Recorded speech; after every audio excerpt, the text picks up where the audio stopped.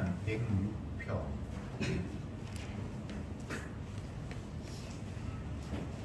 시편 106편 24절부터 33절까지 교독하겠습니다.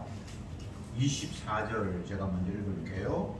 저희가 낙토를 멸시하며 그 말씀을 믿지 아니하고 저희 장막에서 원망하며 여호와의 말씀을 참조치 아니하였다.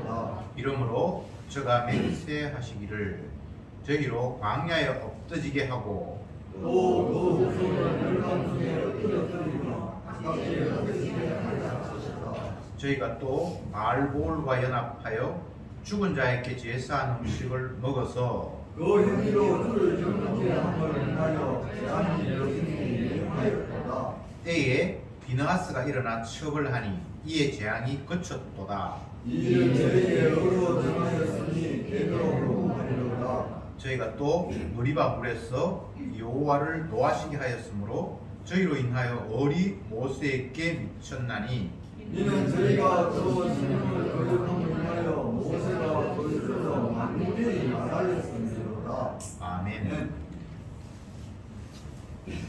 시편 106편 오늘 이제 세 번째 주 말씀을 보고 있습니다. 다음 주 한 주 더 하면 이제 4번 정도에서 말씀을 나눠서 이제 보게 됐는데, 시편 106편은 여호와 하나님을 찬송하자라는 그런 주제로 펼쳐지는데, 그의 선하심, 그의 인자하심에 대해서 찬송한다 이렇게 말하면서 시기를 세 부분으로 나누어서 말을 합니다.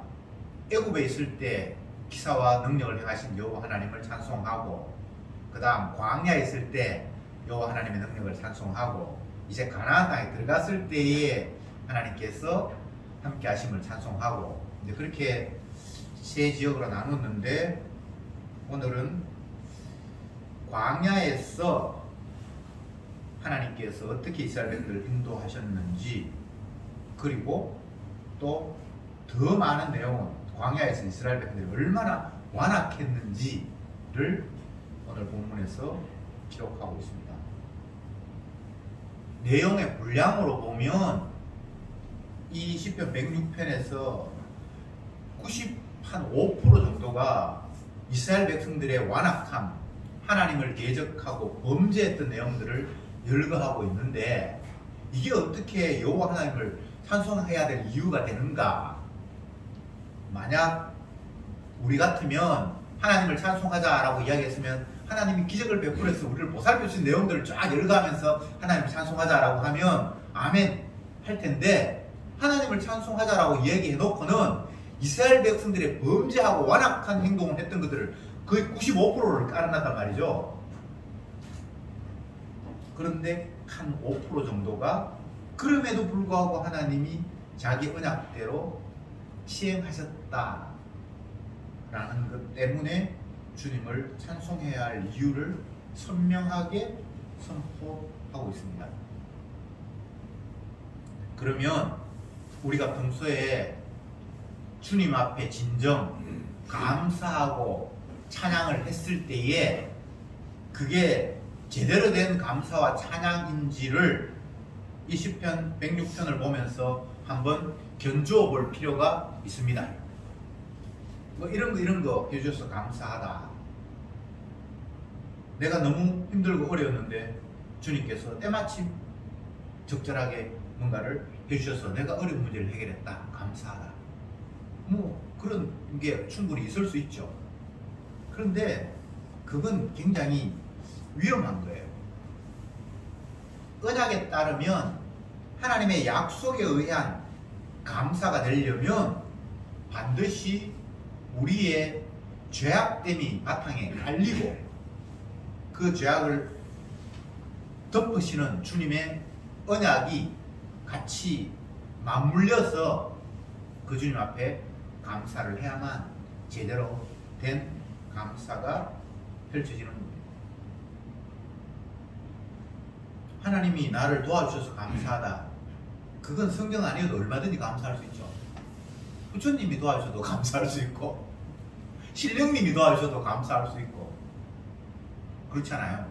근데 언약의 하나님, 성경에서 나타난 천지 만물을 지으시고 이 땅에 오셔서 자기 몸을 십자가에 죽이시면서 주가 되신 그 하나님, 그 주님은, 그 예수님은 단순히 내 힘든데 어려운 해결해 주셨고 내 고통스러운데 고통 문제 해결해 주셨고 이렇게 해서 감사할 대상이 아닙니다.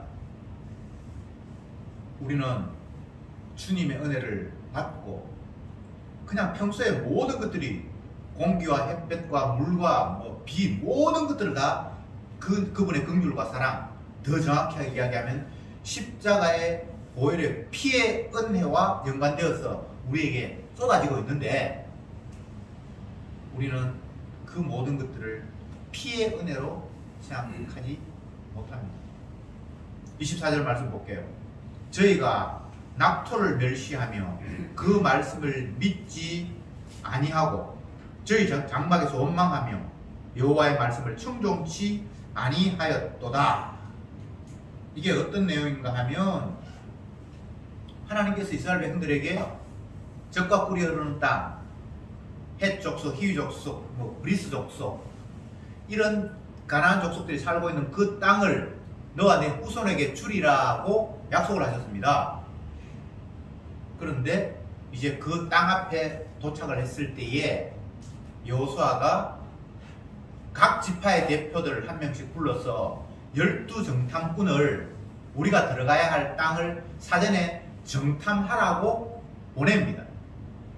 그런데 그 12정탐꾼이 자기들이 앞으로 가서 살아야 할 땅, 하나님이 약속하신 그 땅을 둘러보았는데 너무 좋은 땅에 성읍도 아름답고 포도송이 하나가 얼마나 열매가 많이 맺혔는지 두 사람이 어깨 메고 와야 할 만큼 그렇게 곡식도 잘 되고 풍성하고 그랬는데 분명히 살기 좋은 땅인데 문제가 있어요. 뭐냐? 그들의 가진 무기와 군사력과 높은 성벽들은 거지 때처럼 출애굽해서 나온 그들이 도저히 함락할 수 없는 강함과 완벽함이 그 안에 있다 이 말이죠. 그래서 정탐하고 돌아온 10명의 정탐꾼은 우리 힘으로는 그 땅 점령 못합니다. 그들은 키도 크고 장대한 체력을 가지고 있고 무기도 엄청나게 많습니다. 우리가 도저히 그들을 이길 수 없습니다. 차라리 애국으로 돌아가서 좀살이하면서 사는 게 낫겠습니다. 우리가 광야에서 다 죽을 수는 없잖아요. 라고 원망하고 불평했습니다. 물론 2명 여호수아 갈렙은 아니다. 하나님께서 그 땅을 우리에게 주신다고 했으니까 반드시 우리는 얻을 거다. 가자. 그러나 2대 10 이건 뭐 투표해도 게임이 안 되잖아요. 그래서 백성들은 그 원망하는 10명의 이야기, 정탐꾼의 이야기를 더 귀담아 들으면서 통곡하고 울고 가나안 땅으로, 애국 땅으로 돌아가자라고 원망했던 내용이 여기 23절 25절에 나오는 겁니다. 저희가 낙토를 멸시하며 그 말씀을 믿지 않았다 이렇게 되죠. 그죠? 그 낙토라는 가나안 땅, 적과 뿌리는 땅인데 그걸 하나님께 주신다고 약속하셨는데 그 말씀 믿지 않고 장막에서 원망하고 불평하고 다시 애국으로 돌아가자라는 반응을 보였습니다. 지금 시편 기자가 시인이 여호와 하나님을 찬송하자라고 해놓고는 백성들이 불평하고 하나님 믿지 못한 내용들을 이렇게 장악하게 쓴 이유가 뭡니까? 제가 말씀드렸잖아요. 하나님의 은혜가 되고 그분을 찬양하기 위해서는 반드시 인간의 죄악이 먼저 전제가 되어야 한다라고. 사람들은 이런 오해를 합니다. 내가 은혜 받지 못했을 때에는 내 욕심이 나를 이겨서 날마다 범죄하고 안 하려고 해도 엉뚱한 길로 갈 수밖에 없었는데 주님의 은혜가 임하고 주님의 사랑을 받고 보니까 이제는 죄 짓는 양이 훨씬 줄었고 조금만 더 성령께서 함께 하시면 이제 죄 안 짓고 살 수 있을 것 같은 그런 마음을 갖죠. 그거 전혀 성경적이지 않습니다. 성령이 오면 본격적으로 내가 깨닫지 못한 죄까지 이제 점점 더 밝혀져서 나에게는 단 한 구석도 의로운 구석이 없구나라고 밝혀지는 게 성령의 역사입니다. 근데 우리는 거꾸로 생각하고 있잖아요. 성령의 역사하면 내가 이제 죄 줄여서 온전한 삶을 살 수 있을 것이라는 생각. 그거 전혀 성경의 근거가 없는 겁니다. 왜 은혜에 충만한 사도 바울이 나는 죄인 중에 괴수라는 이런 말을 했을까요? 왜 은혜에 충만한 다윗이 나는 모친이 제중생께서 나한테는 죄밖에 안 나온다는 이런 고백을 했을까요? 성령이 오면 주의 은혜를 받으면 죄를 줄일 수 있다고요? 그거 뻥들입니다. 더 본격적으로 죄가 깨달아집니다. 옛날에는 알지도 못했는데 그것마저 나의 욕망이었구나, 그것마저 주님을 발로 차는 일이었구나라고 깨달아지는 것이 은혜 받은 성도의 모습입니다. 27절을 제가 보겠습니다. 저희가 또 바알볼과 연합하여 죽은 자에게 제사한 음식을 먹었어. 그 행위로 주를 경록케 함을 인하여 재앙이 그 중에 유행하였도다. 바알볼 사건, 모압 족속들의 신을 이스라엘 백성들이 같이 섬기면서 음란한 쪽으로 같이 흘러가서 하나님께서 연병으로 24,000명을 죽이는 그 사건이 있었습니다. 광야 통과하는 과정 속에서 그 사건을 이야기를 합니다.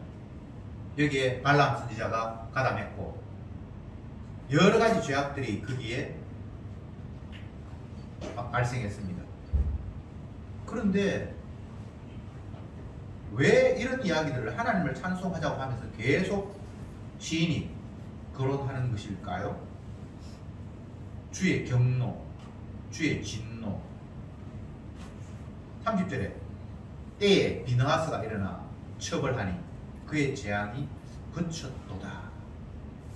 온 백성들이 이방인들과 결탁해서 모압의 신을 섬기고 우상 제물에 같이 먹고 마시고 그 여인들을 취하고 그렇게 해서 주님이 화가 나셔서 연병으로 이스라엘 백성들을 죽였는데 하루 만에 무려 24,000명이나 죽었는데 비느하스가 일어나서 처벌을 했는데 하나님의 재앙이 멈추었다.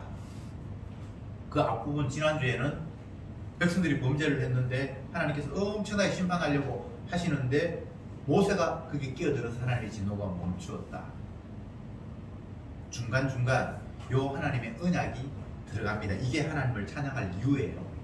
범죄했던 게 찬양할 이유가 아니고 범죄에서 하나님의 진노가 쏟아지는데 죄에 대해서는 형벌이 반드시 내려지는데 그 형벌 내리는 가운데서 무언가가 개입되어서 중보자가 개입되어서 그 진노가 멈춘다는 것. 이게 시인이 찬송해야 될 여호와 하나님을 찬송해야 될 이유입니다. 쉽게 이야기하면 죄를 안 짓고 하나님이 기뻐하시는 율법을 순종해서 복을 받았다. 이런 내용이 아니라 하나님을 어기고 욕망을 따라 살아서 주님의 진노를 받는데 뭔가 중보자가 개입이 됨으로 말미암아 그 진노가 멈추었다는 거예요. 이게 하나님의 약속입니다. 죄를 안 짓고 의를 행하는 자가 복 있는 자다 라고 우리는 생각을 하죠. 근데 성경에 그런 말은 없고 그 죄가 사함을 받고 그 허물이 가림을 받은 자가 복이 있다 라고 이야기합니다. 다시 말씀드립니다. 우리의 생각은 죄 안 짓고 의를 행해서 하나님 앞에 복 받는 사람, 복이 떨어지는 사람이 복 있는 사람이라고 생각을 하는데 성경에 그렇게 복 받는 사람은 아무도 없고 죄를 지었는데 그 죄가 사함을 받고 허물이 많은데 그 허물이 덮어진 사람이 복이 있다라고 성경이 이야기한다 이 말이죠. 착각하지 마세요. 죄 안 짓고 의를 행하는 사람 없습니다. 의는 음란이 하나도 없습니다. 모든 사람이 로마서 3장 죄를 범하였음에 하나님의 영광에 이르지 못하더니, 모든 사람입니다. 어떤 특정한 사람이 범죄해서 하나님 영광에 못 미치는 게 아니고 모든 사람이 죄를 범해서 하나님의 영광에 이르지 못하더니 그리스도 예수 안에 있는 구속으로 말미암아 값없이 의롭다함을 얻은 자가 있다. 이게 주님이 약속하신 내용입니다. 그래서 여호와 하나님을 찬송할 때에 반드시 인간의 완악함과 죄가 밑에 깔려야 하고, 이런 더러운 죄를 위해서 주님이 대신 십자가에서 저주받음으로 말미암아 너에게 받을 저주가 이제는 용서로 바뀌었다라는 것이 찬송의 이유라고요. 성경에서 복을 거론할 때에 세상에서 통용되는 복과는 전혀 다른 개념으로 복을 설명하고 있습니다. 세상에서 복은 갖고 싶은 것 갖고, 부족한 것 채워지고, 지위나 명예가 높아지고, 뭐 이런 걸 복이라고 생각을 하는데, 성경에는 그런 걸 복이라고 말한 적이 없습니다.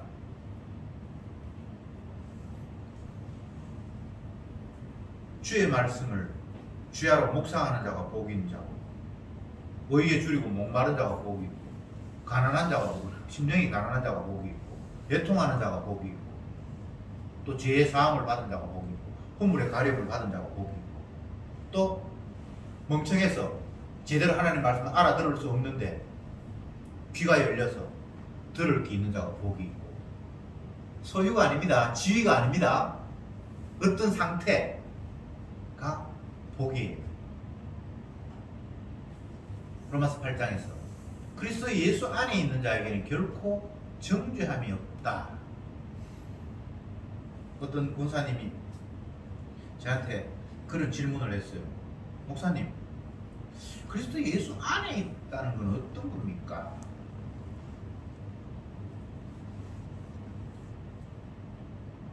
예수님이 어떤 공간도 아닌데 그 안에 있다라는 말이 우리의 상식으로는 쉽게 납득이 안 되는 거잖아요. 뭐 예수님과 동행하는 자가 복이 이러면 쉬운데, 예수 안에 있는 자에게는 결코 정죄함이 없다.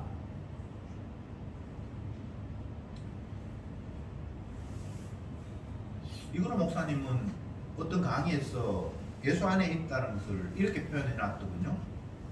큰 체육관 안에 어떤 사람이 들어가 있다 이렇게 생각하면 쉽게 이해할 것 같다. 그 체육관 안에 그렇게 좁지는 않으니까 그 안에서 모든 게 다 생각이 되는데, 밖에 비가 오는지 뭐 전혀 상관이 없이 그 안에 갇혀 있는 것. 쉽게 이야기하면 언약궤를 한번 생각해 봅시다. 약속의 상자. 그 약속의 상자에 우리가 죄인으로 갇혀 있습니다.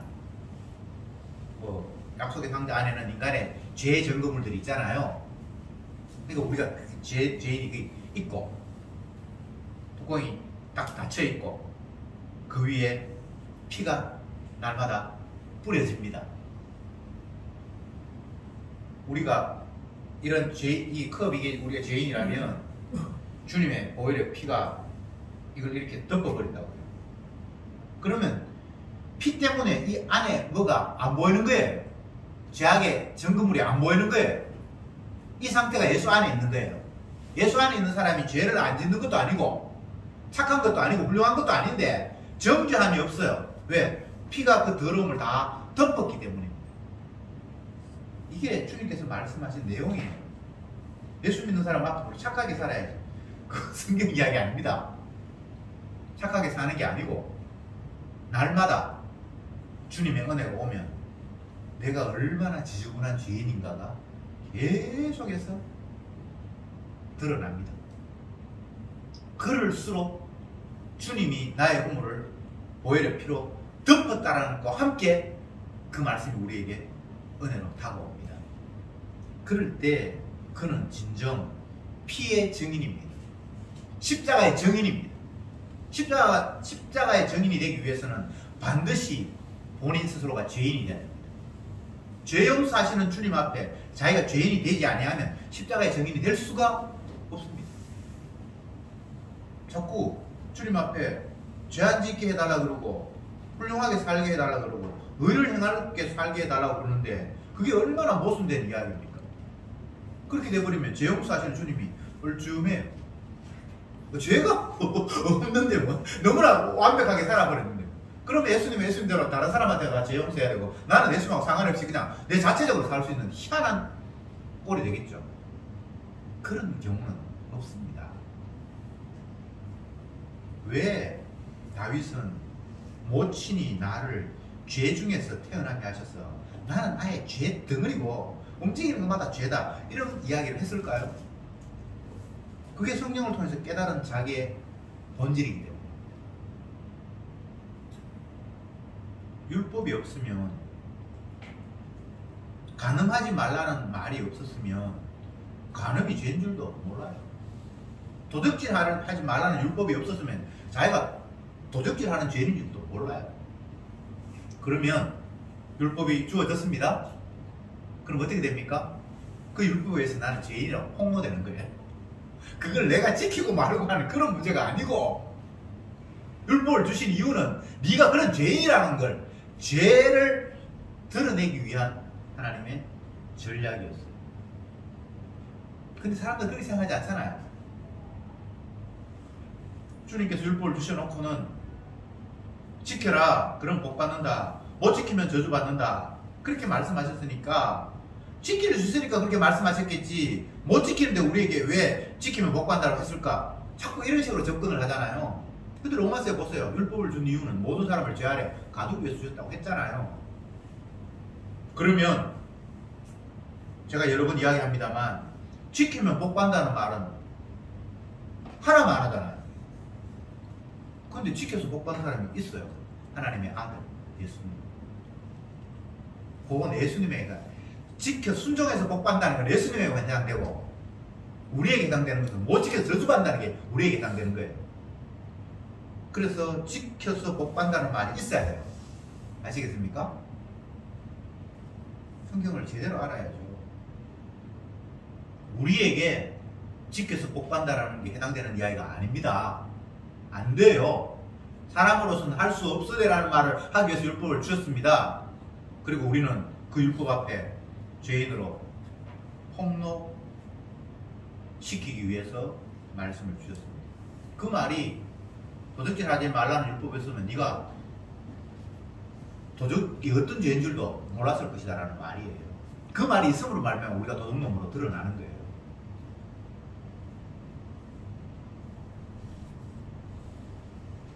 비느하스가 하나님의 그 진노를 자기가 간음하고 천장에서 장막에서 나오는 그 사람을 창으로 찔려 죽임으로 말미암아 하나님의 재앙이 그쳤대요.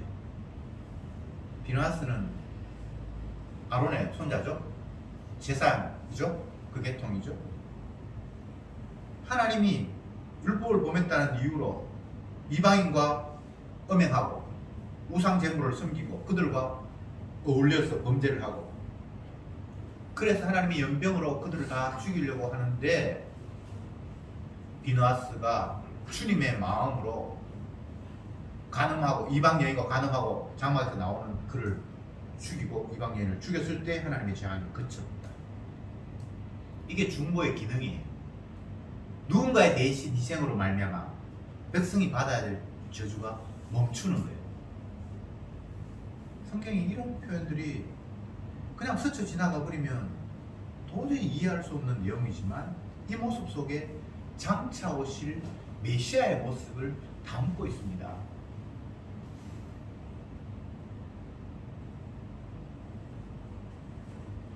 우리는 어떤 경우에도 범죄를, 죄악을 피할 재주는 없습니다. 그냥 태어날 때부터 죄인으로 태어났어요. 가만히 있어도 우리의 생각이 욕망으로 계속해서 피어납니다. 액션을 하지 않아도 간음을 직접 행위로 하지 않아도 마음속에 음욕을 품으면 그건 간음이라고 했으니까 죄를 안 짓는다는 게 이게 있을 수가 없는 거예요. 우리 표현에 견물생심 이런 말 있죠. 눈으로 보면 갖고 싶다는 거잖아요. 안 보면 모르겠는데 뭔가 눈에 띄면 그거 취하고 싶은 게 인간의 마음이잖아요. 그게 죄거든요. 죄를 안 짓는다. 이거는 성경적으로 보면 있을 수 없는 이야기예요. 그냥 내 자체가 죄의 덩어리예요. 더 많이 지라는 말도 아니고 그냥 근데 내가 죄인이에요. 그런데 죄라는 것들이 욕심이 있다, 내가 갖고 싶다. 구약에서야 그런 측면입니다만 신약에 넘어오면 그게 아니라 하나님의 아들을 죽인다니까요. 내 욕망 때문에 하나님의 아들을 죽여요. 유대인들이 왜 예수님을 십자가에 못 박아 죽였죠?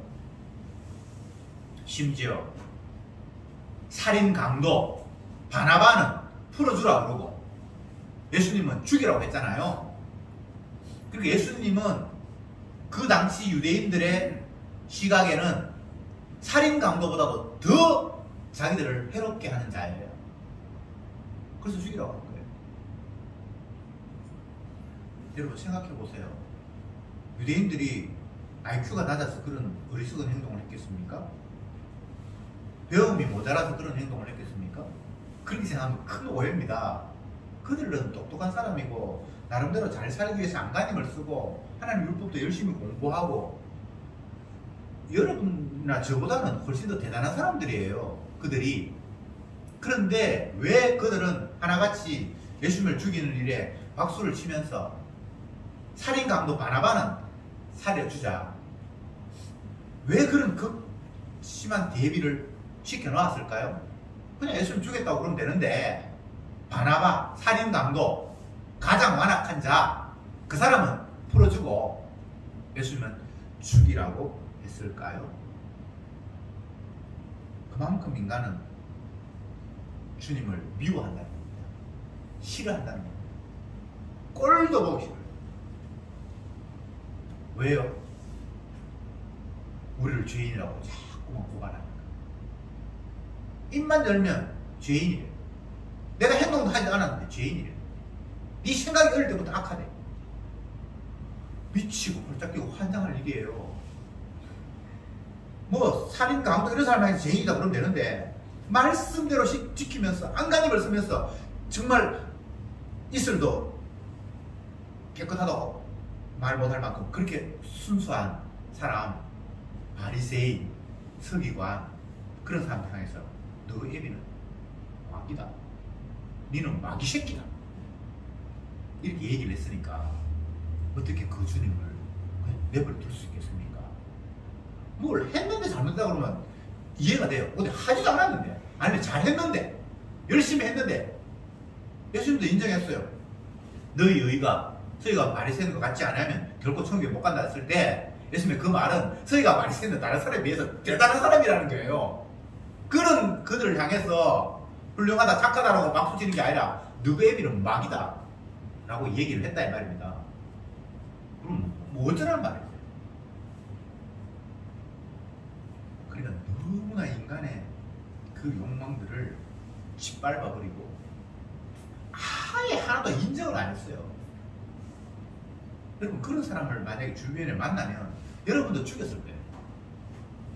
뭐 하는 것마다 다 시비 걸고 뭐 잘못된 거 잘못됐다 그러면 기분은 나쁘지만 그것도 이해는 되는데 내가 했을 때 이거는 분명히 정당하고 옳은 건데 이 더러운 새끼야 라고 얘기를 하니까 어떻게 그걸 받아들일 수가 있겠습니까?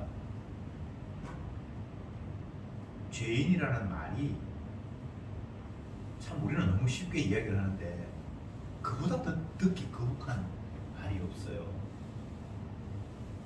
이 지옥 갈 새끼야 이 말이잖아요. 근데 지옥 갈 새끼는 맞는데 지옥 가기는 싫고 그 말은 너무너무 듣기 싫은 거예요. 그런데 주님의 은혜가 오면 본인이 죄인이라는 말이 거북함으로 불쾌함으로 들리는 것이 아니라 주님 맞습니다. 내가 태생부터 죄인이라는 사실을 알려주시니 감사합니다. 이렇게 되는 거예요. 성경을 읽다가 정말 감격으로 은혜로 부닥치는 그런 구절들이 여러분 있죠?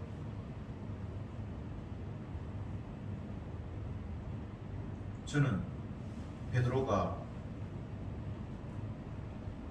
밤새도록 고기를 잡았는데 한 마리도 못 잡았을 때에 예수님께서 근처에 오셔서 베드로야 그물을 배 오른편에 던져보아라 해서 오른편에 던졌는데 그물이 가득 차서 이 땡기기 힘들 만큼 올라왔다. 근데 그 상황에서 베드로가 하는 고백이 주여 나는 죄인입니다. 나를 떠나소서. 그 구절을 보면서 참 엄청난 주님의 사랑이 밀려왔는데 고기를 잡으려고 했는데 내 힘으로는 못 잡았다. 그런데 주님의 명령에 따르니까 엄청난 고기가 잡혔다. 그럼 그 상황에서는 주님 감사합니다.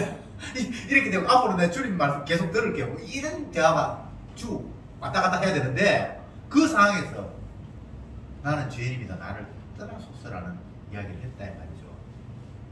그게 은혜예요. 내가 그동안 꿈꿔왔던 모든 욕망들이 모두가 다 주님 앞에 더러운 것이었고 이 더러운 나는 거룩하신 주님과는 도무지 섞일 수도 없는 그런 존재라는 사실이 폭로가 되고 깨달아지고 있는 거예요.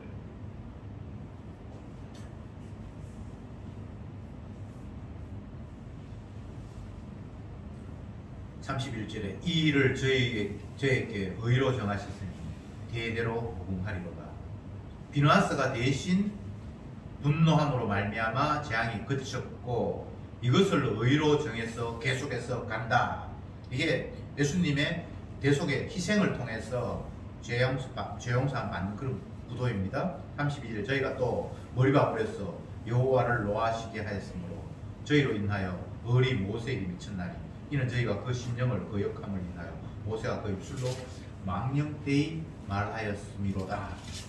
모세는 하나님 앞에 범죄한 것이 또 한두 가지가 아니지만 이 본문에서는 하나님께서 반석을 가리켜서 물을 내라고 했을 때 반석을 화를 내면서 치면서 거기서 물이 나왔을 때 하나님께서 네가 나를 욕되겠다. 그렇기 때문에 가나안 땅에 내가 지금 넣지 않겠다라는 내용을 이렇게 기록하고 있습니다. 물론 가나안 땅에 못 들어갔다고 해서 그가 지옥 갔다는 이야기는 아니고요. 하나님의 말씀의 신실하심이 이렇게 무섭다는 거예요. 말씀을 정리하면 오늘 본문에 나타난 내용은 대부분은 이스라엘 백성들이 하나님 앞에 범죄함으로 말미암아 주님 앞에 심판받았다는 이야기입니다. 그런데 비느하스가 주님의 의분을 가지고 심판을 했을 때 하나님이 그 심판하심을 멈추었다는 이야기입니다. 그걸 하나님의 의로 여기셨다는 이야기입니다. 죄를 안 지을 방법은 없습니다. 죄는 반드시 심판이 따릅니다. 그런데 누군가가 대신 내가 받아야 될 심판의 자리에 뛰어들므로 말미암아 우리가 받을 심판이 멈추었다는 이 놀라운 사실. 이게 성경이 하고 싶은 이야기입니다. 성도는 이런 자라는 겁니다. 그리스도 예수 안에 있는 자에는 결코 정죄함이 없다. 그 말씀이 얼마나 놀라운 이야기입니까? 내가 정죄함 받지 않기 위해서 바른 길을 가야 돼. 이거는 마귀의 이야기입니다. 바른 길로 가서 정죄함을 받지 않는 방법은 없습니다. 정죄함을 받지 않는 방법은 그리스도 예수 안에 있는 것 말고는 없습니다. 그 아들 예수의 피가 우리를 모든 죄에서 깨끗게 한다고 약속하셨습니다. 기도합시다.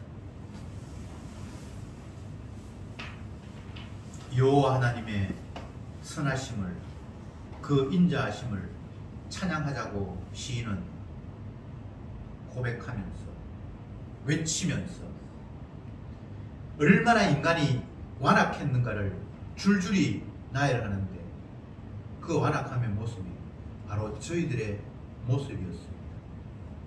눈만 뜨면 내 욕망, 내 기쁨, 내 만족.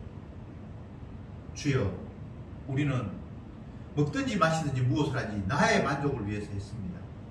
살아도 죽어도 내 기쁨, 내 이름, 내 영광을 떨쳐버린 적이 없습니다. 이런 우리들을 더 이상 저주 가운데 버려두지 아니하시고 우리의 죄를 짊어지시고 담당하시고 십자가에서 대신 저주받음으로 말미암아 우리를 죄에서 건져주신 그 주님의 놀라운 사랑, 이번 한 주간도 그 은혜로 그 사랑으로 감사하며 찬송하며 살아가는 저들이 되게 하옵소서. 예수님의 이름으로 기도드립니다.